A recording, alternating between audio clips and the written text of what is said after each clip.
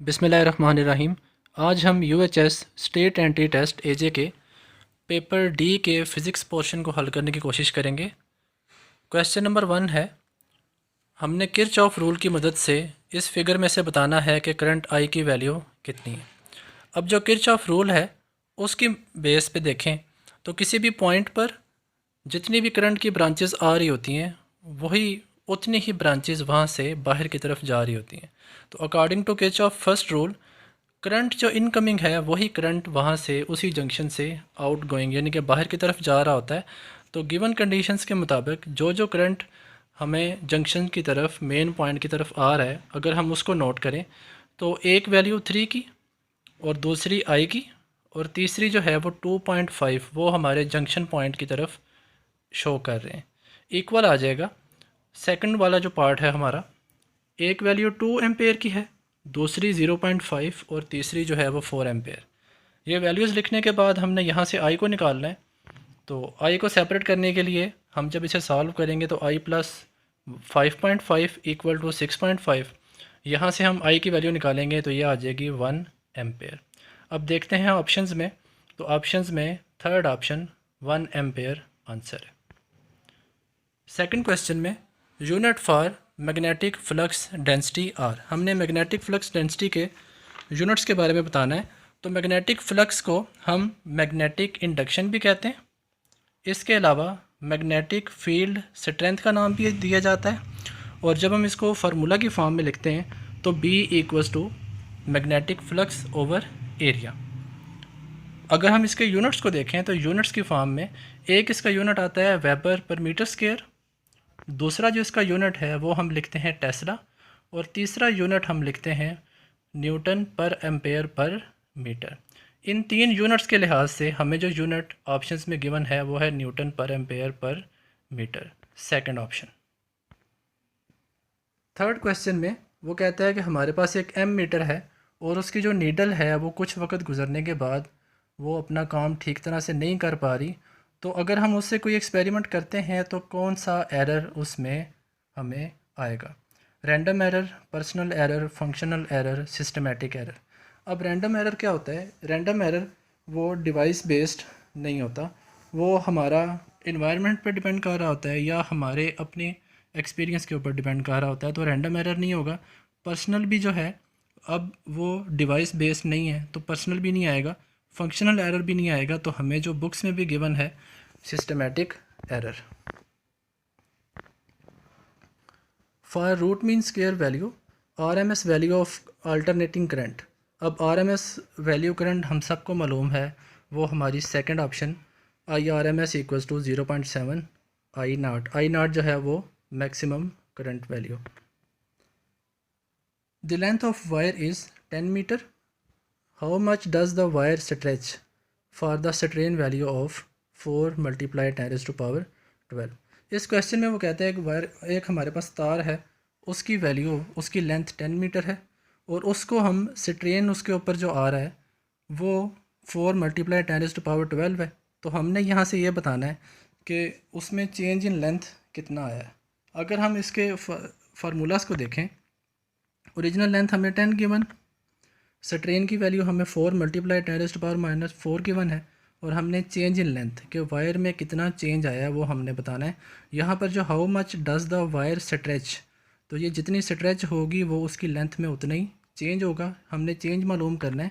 अगर हम स्ट्रेन का फार्मूला लिखें वो होता है change in length delta L over original length.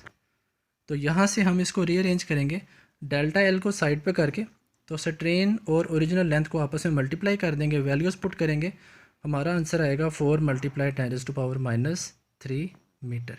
इनके लिहाज से जो हमारी ऑप्शन है, option number D correct answer है। Displacement of a body from point A to point B is. अब डिस्प्लेसमेंट का हमने बताना है एक पॉइंट ए से पॉइंट बी तक। तो डिस्प्लेसमेंट जो है, अब इसमें टाइम गिवन नहीं है, तो यहाँ पर एवरेज एक्सेलरेशन ये भी नहीं होगा, एवरेज वेलोसिटी ये भी नहीं होगा।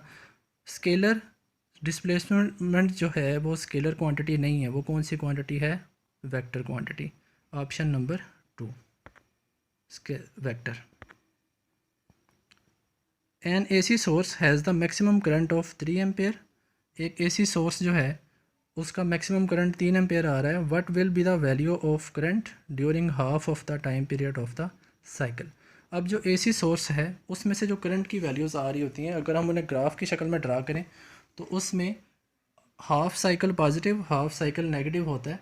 तो उस एक साइकिल मुकम्मल होने को जितना टाइम लगता है उसे हम टाइम पीरियड कहते हैं। अब यहाँ पर वो कहता है कि टाइम पीरियड के हाफ़ टाइम में हमारा करंट कितना आ रहा होगा। तो हाफ़ टाइम पे जो करंट की वैल्यू होती है वो मीन लाइन को टच कर रही होती है। तो यहाँ पर करंट कितना आता है, 0 ampere. When a material has been deformed elastically, जब हम किसी भी मटेरियल को इलास्टिक लिमिट के अंदर उसको शेप को चेंज करते हैं। Some work has to be done, कुछ वर्क किया जाता है to move the atoms, atoms को मूव करने के लिए। देन एटम्स, फिर एटम्स में gain elastic kinetic energy, gain elastic potential energy, gain no energy, lose some energy. तो इन ऑप्शंस के लिहाज से गेन इलास्टिक पोटेंशियल एनर्जी, जब वो इलास्टिक लिमिट के अंदर होते हैं तब उनके अंदर जो एनर्जी स्टोर होती है उसे हम इलास्टिक पोटेंशियल एनर्जी का नाम देते हैं। Option number 2। A 3000 microfarad capacitor is charged by applying a potential difference of 20 volt. The energy stored by the capacitor is। अब यहाँ पे हमने एनर्जी फाइंड आउट करनी है। तो एनर्जी निकालने के लिए उसका रिलेशन लिखें तो E equals to half CV²। अब हमें C की वैल्यू भी गिवन है। यहाँ पर जो माइक्रो है, माइक्रो की जगह हम लिखेंगे 10⁻⁶ और वोल्टेज हमें 20 गिवन है। हम इनको आपस में मल्टीप्लाई करेंगे तो एनर्जी की वैल्यू आएगी 0.6 जूल, और 0.6 जूल हमारी ऑप्शन नंबर 3 है। Which of the following is the correct expression for the gain of an operational amplifier being used as an inverting amplifier. अब जो इन्वर्टिंग एम्पलीफायर होता है उसमें जो हमारी इनपुट है वो उसके 180 फेज़ के साथ हमें एम्पलीफाई होकर शो हो रही होती है। हमारा जो उसका रिज़ल्ट आता है वो है -R2/R1, second option. 1 radian is equal to, अब यहाँ पर रेडियन की कन्वर्जन है तो रेडियन का अगर हम फार्मूला देखें तो 2 पाई रेडियन इक्वल होता है 360 डिग्री के। यहाँ से अगर हम 1 रेडियन निकालें तो 1 रेडियन आएगा 360/2 पाई। अब यहाँ पर जो पाई की वैल्यू है वो हम 180 नहीं पुट करेंगे, यहाँ पर हम 3.14 पुट करेंगे। तो वैल्यूज़ पुट करने के बाद जो हमारा आंसर आएगा वो आएगा 57.3 degree. Option number C। The correct formula for the calculation of centripetal force when a body is moving with centripetal acceleration is. अब यहाँ पर हमारा जो सेंट्रीपिटल फोर्स का फार्मूला है वो होता है F इक्वल्स टू mv²/r। अब ये फार्मूला यहाँ पे गिवन नहीं है, हम इसको मज़ीद वैल्यूज़ पुट करेंगे। तो हम जानते हैं कि सर्कुलर मोशन के अंदर v होता है r ओमेगा के इक्वल। हम v की जगह वैल्यू पुट करेंगे तो यहाँ पर आ जाएगा mr² ओमेगा स्क्वायर, क्योंकि v का स्क्वायर था तो r ओमेगा का स्क्वायर हो गया ओवर r। अब जो r है वो r² के साथ कैंसिल हो जाएगा, एंड पे रह जाएगा FC equals to mr omega square. Option number D। If a constant force F is acting on a body for time 0 second to time second and the body is moving in the direction of force, then the amount of work done during the given time interval is। यहाँ पर वो कहता है कि एक body है उसके ऊपर कांस्टेंट फोर्स अप्लाई हो रही है और उसका टाइम कोई भी उसने गिवन किया हुआ है, कोई भी टाइम हो सकता है। तो वो जो वर्क डन है वो इंक्रीज़ करेगा, डिक्रीज़ करेगा, सेम रहेगा या कुछ भी नहीं होगा। अगर हम वर्क का फार्मूला देखें तो वो होता है W इक्वल्स टू F.D। यहाँ पर फोर्स कांस्टेंट है लेकिन जब वर्क अप्लाई हो रहा है उसकी वजह से वो बॉडी डिस्टेंस कवर कर रही है। तो जब डिस्टेंस कवर होगा तो D की वैल्यू बढ़ेगी, D की वैल्यू जब बढ़ेगी तो वर्क की वैल्यू भी क्या हो जाएगी, उसके साथ साथ बढ़ जाएगी। हमारा जो वर्क है वो टाइम के साथ इंक्रीज़ हो जाएगा, will increase with time, second option. Continuous spectrum of X rays is produced by. X rays का जो कॉन्टीन्यूस स्पेक्ट्रम है वो तभी हमारे पास आता है जब हम इलेक्ट्रॉन्स को स्लो करवाते हैं उनकी मोशन के दौरान। तो ये हमारी ऑप्शन है third, C option, slowing down an electron. If the length of the wire is double, अगर हम वायर की तार की लेंथ को डबल कर दें, then the resistance of the wire is, उसकी रेजिस्टेंस पे क्या इफ़ेक्ट पड़ेगा। अगर हम रिलेशन देखें तो रिलेशन के लिहाज से रेजिस्टेंस और लेंथ का आपस में डायरेक्ट रिलेशन होता है। Resistance is directly proportional to length. तो जब लेंथ इंक्रीज़ करेगी तो ऑटोमेटिकली रेजिस्टेंस भी क्या करेगी, इंक्रीज़ करेगी। यहाँ पर ऑप्शंस के लिहाज से option number D, increased. The minimum amount of energy required, जो कम से कम एनर्जी रिक्वायर्ड होती है बाय एन इलेक्ट्रॉन, इलेक्ट्रॉन के लिए, to exhibit photo electric effect is called. Photo electric effect के लिए जो कम से कम एनर्जी चाहिए। अब ये जो ऑप्शंस हैं, ऑप्शंस में ऑप्शन सेकंड थ्रेशोल्ड फ्रिक्वेंसी और वर्क फ्रिक्वेंसी, उसने क्वेश्चन में हमसे एनर्जी पूछी हुई है, तो बी और डी ऑटोमेटिकली कैंसिल हो जाएंगे। आयोनाइजेशन एनर्जी होती है किसी भी एटम में से जो हम इलेक्ट्रॉन्स को निकालते हैं, तो यहाँ पर इस तरह की बात नहीं हो रही, तो ऑप्शन ए रह जाएगी work function. What would be the power output of an ideal transformer. हमने ट्रांसफार्मर की पावर आउटपुट का बताना है। If the voltage provided to its primary coil is 120 volt, हमें वोल्टेज दी हुई है, due to which a current of 2.5 ampere flows through it, जिसकी वजह से 2.5 एम्पेयर का करंट वहाँ से फ्लो कर रहा है। पावर का रिलेशन देखते हैं, P equals to I V, I current और V के साथ वोल्टेज। वैल्यूज़ पुट करेंगे, करंट की वैल्यू हमें गिवन है 2.5, वोल्टेज की भी गिवन है 120। इन्हें जब सिंप्लीफाई करेंगे तो पावर आ जाएगी 300 वाट, ऑप्शन नंबर डी।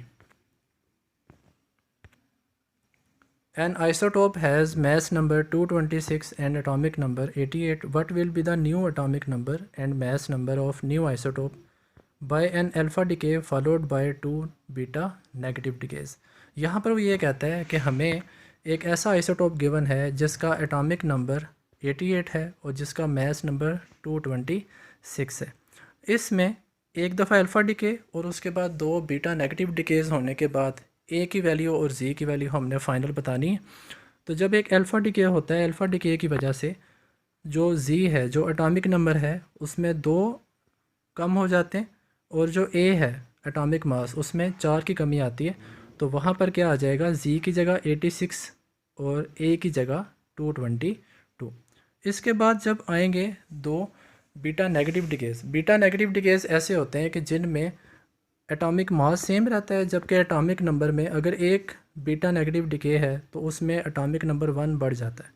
अब यहाँ पर 2 का बताया हुआ उसने, तो जी जो है वो जब 2 दफ़ा बीटा नेगेटिव डिके करेगा तो 86 की बजाय 88 हो जाएगा, जी आ जाएगा 88 और ए आ जाएगा 222, option number D. A charge passing through a certain area in a unit time is known as, अब ये स्टैंडर्ड डेफिनेशन है करंट की, तो ऑप्शन नंबर सी।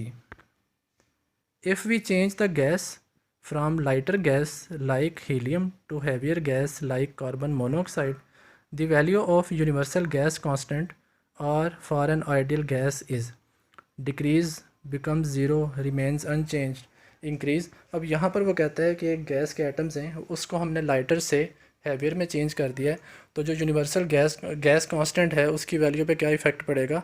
अब ये चूँकि नाम से ही जाहिर है कि ये यूनिवर्सल कांस्टेंट है, तो इसकी वैल्यू पे कोई भी फ़र्क नहीं पड़ेगा, रिमेन्स अनचेंज्ड।